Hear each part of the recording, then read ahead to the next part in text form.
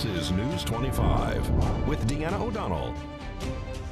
News 25, local news you can count on. News is brought to you by J.K. Nelson Law. Call 727-9900 today for your free consultation. If you need a lawyer, you need Nelson. This segment of the news is brought to you by Silver State Health, bringing quality medical and psychiatric care to Pahrump. Call 775-505-1214 for an appointment. Welcome to News 25. I'm Deanna O'Donnell. It's Tuesday, December 15th. Well, the first Pfizer COVID-19 vaccine shipment received in Nevada was yesterday. Nye County Emergency Management is working with the state on vaccine distribution here in our town and throughout the county. Tomorrow, the VA hospital in North Las Vegas will be administering its first vaccines to healthcare workers. There's a drive-up testing still going on here in Pahrump Monday night from 7 until 9 p.m. and Wednesday and Friday 7 a.m. until 9 a.m. The testing location is at Serenity Health, 2280 East Calvada Boulevard here in Pahrump. The vehicles line up in the Calvada I for testing. Well, Nevada Governor Steve Sisolak announced the state will be extending the restrictions in place under the current pause in Nevada for the next month through January 15th. The statewide pause implemented strict mitigation measures in an effort to both protect lives and protect the state's fragile economy.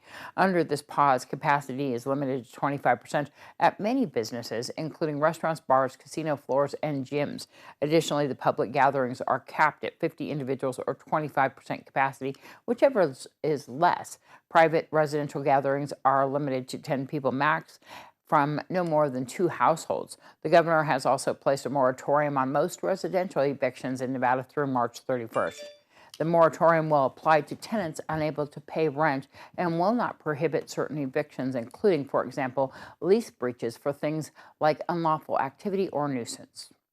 Well, if you've seen an increase in traffic around Nellis Air Force Base, did you know that the U.S. Navy squadrons have been participating in an event here called Nellis Safe over the past few weeks? The EA-18G Growler and E-2D Advanced Hawkeye trained alongside the United States Air Force during this biannual course. And a Pahrump family of 7 is homeless this evening after explosion and fire destroys their home on Tuesday morning. Pahrump Valley Fire and Rescue Chief Scott Lewis says that the 3 occupants escaped the flames, but sadly, several pets didn't make it. Just around 10 o'clock this morning, we were dispatched for a report of a structure fire. The exact address eluded the dispatch, and they were getting multiple reports, but they didn't have a specific location. Fortunately for us, there was a large smoke column that developed. Crews were able to trace that down and found the call on Windsong near David. As crews arrived, they found heavy fire conditions on a Class A motorhome that was closely placed to a structure that was immediate exposure, and the fire had already extended into that double-wide manufactured dwelling and was through the roof. Crews commenced a quick defensive exterior attack, quickly knocked down the main body of fire, halted any forward progress to the multiple exposures that were located on the property. We did find that several pets had perished, but we did rescue 2 who received oxygen therapy on the scene and then were transported to a veterinarian. It's unclear whether there was actually another animal that's still missing or not. Crews were still on location checking the area, but it was questionable whether or not the pet had gotten out of the house or not. The initial report that we received was that the fire originated from an explosion. As crews arrived, they found that, again, that highly dynamic scene, not only people running around the property, but also they had venting propane from the Class A, which was emitting a high-pitched whistling sound, indicating that it was in dire need to be either cooled or we could have a major explosion on the property. The fire is thought to be accidental in nature, possibly related to an overloaded electrical circuit. Red Cross has been notified. Red Cross is responding and will provide assistance. All right, more news right after this break. You're watching News 25, the most recognized and farthest-reaching local news in Nye County. News 25, local news you can count on. Welcome back. Well, we've been having many structure fires. There was one last night on Blosser Ranch Road. Late day yesterday afternoon, we were dispatched for a report of a structure fire on a Blosser Ranch. As crews arrived to find a fire through the roof of a 1-story single-family dwelling. There was a multiple abundance of personal property stored around the burning house. crews commenced the defensive exterior attack, as this fire too was also located in a non-hydrant area. Crews brought the water in via water tender. They quickly commenced a defensive exterior attack, checked the dwelling because the status of the occupant was unknown. They found that the property was vacant at the time, or unoccupied, I should say. It's an occupied structure, but it was unoccupied at the time of the fire, and quickly knocked down that main body of fire. The ignition source appears to be a wood-burning stove that caught fire in the owner's absence and then burned through the floor and landed actually in a basement. And a few hours later, Pahrump Valley Fire and Rescue responded to another house fire, this one on Ramona Lane. The flames were contained to a single room, and the residents are still able to live inside their home. Last night, we were dispatched to a report of a structure fire with fire showing. As I arrived on location, I had smoke and fire showing from what we would call the delta side, which is the right-hand side of the structure. There was a neighbor who was operating a garden hose trying to quell the fire. The property itself was secured at the gate line as well as the dwelling itself. We forced entry and found a room and contents fire that was quickly extinguished without getting into the primary dwelling. It appears to be accidental in nature. It appears that there was some activities in that immediate area a half hour preceding the fire. Well, analysts say drug makers stand to make billions from the COVID vaccine. The UAW and Justice Department reached a settlement in a massive corruption scandal, and Domino's Pizza prepares to thank its frontline workers with a $1,200 bonus. Here's Angela Miles with today's Business First Brief. Topping our news, doses of the COVID vaccine are going around, and now analysts are adding up how much money the drug companies will make. According to one report, Pfizer will generate an estimated $19 billion in revenue in 2021. That money will be split with BioNTech. Moderna will haul in about $13 billion. The UAW and the Justice Department have reached a civil settlement in a massive corruption scandal. That deal includes bringing in an independent person to monitor how union leaders are elected. The federal investigation became public in 2017. It has led to a number of former labor leaders going to prison. Employees making and delivering pizzas have been working hard during the pandemic.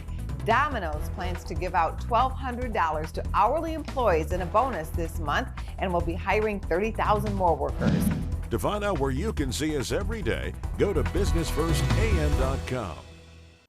And the Producer's Choice Fame Awards were presented in Pahrump last weekend. The award show, usually held in Las Vegas, was moved to Pahrump Nugget.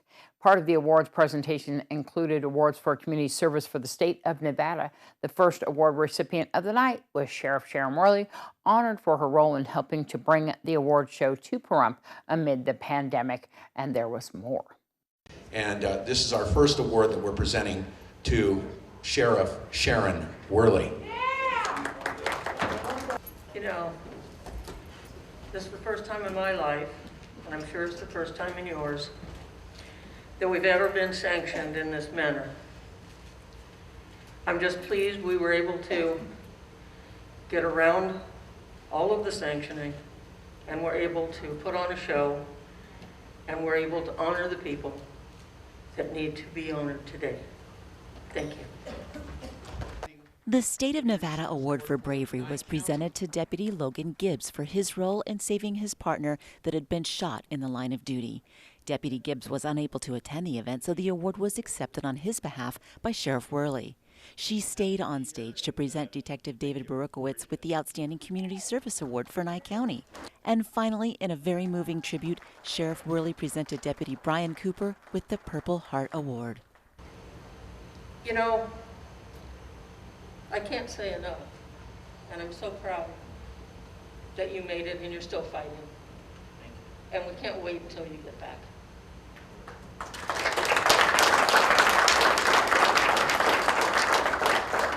So I want to take this opportunity to give you the Purple Heart.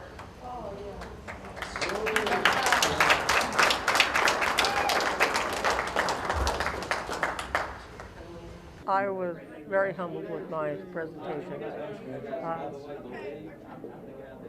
You know, it's really hard to say anything when you're put on the spot, when something really actually moves you, and I thought that was, it was tremendous.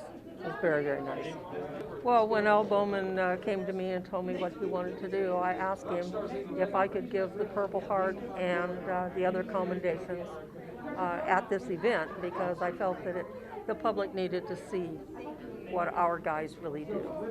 More news after this break. You're watching News 25, brought to you by Mountain West. News 25 weather is brought to you by Dairy Council of Nevada.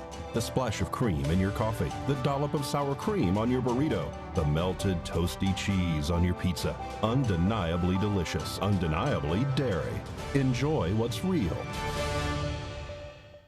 Hi, good evening, Nevada. It's John Kohler from KPVM Channel 25 Weather Studios. Today we're hoisting a glass of Nevada Dairy Council milk, and we're toasting the inventors of Trivial Pursuit. It was on this date in 1979 that date was they released the game. Sold 15 million copies just in 1984 alone. Man, if you're going to have a one-hit wonder, that's the wonder to have. Tell you what. And it's wonderful up in Fernley, 43 degrees for high today, 22 for a low. Out in Fallon, 45 degrees is your high today, 18 as we head towards evening. Carson City, you're up to 48 degrees and down all the way to 24 this evening. Tonopah, you're looking at 37 degrees. Why it's so cold in Tonopah? I do not know. 17 degrees for a low tonight. Goldfield, you're looking at 40. That's not too bad. 17 degrees for a low tonight. And as we creep south, of course, temperatures creeping up out in the gateway to Death Valley and Beatty, 52 degrees, 29 degrees for a low.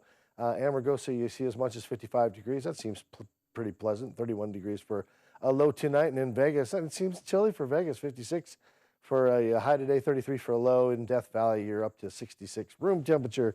Woohoo! What a great temperature to have your milk at. 40 degrees for a low tonight. Let's take a look at the local temperatures. 48 degrees currently. That's off the mark from 54. That was our high today here in the paradise of Pahrump. We had some winds to 8 miles an hour, and the humidity was, balmy, 22%. Sun rose this morning at 6:48 and went to bed at 4:30. Night. Low tonight, 33 degrees. We'll have some winds continuing out of the east to about 4 miles an hour. Not too bad. Humidity picking up towards morning, about 35%. We'll see some clouds and some clear. How about a little both? Let's take a look at the rest of the week, though. This is kind of interesting. Thursday and Friday, we're going to get socked with some wind, folks. Oh, yes. Thursday, 18-mile-per-hour winds out of the south-southeast. Friday, it'll calm down a little bit, 11 miles per hour, and head in from the north, so we get it from both sides. High's going to be reliably in the upper 50s and low 60s as we head on into the week. We'll be hit and miss with clouds. I'm not sure how that works with, you get so much clouds and then so much wind, all of that on Thursday.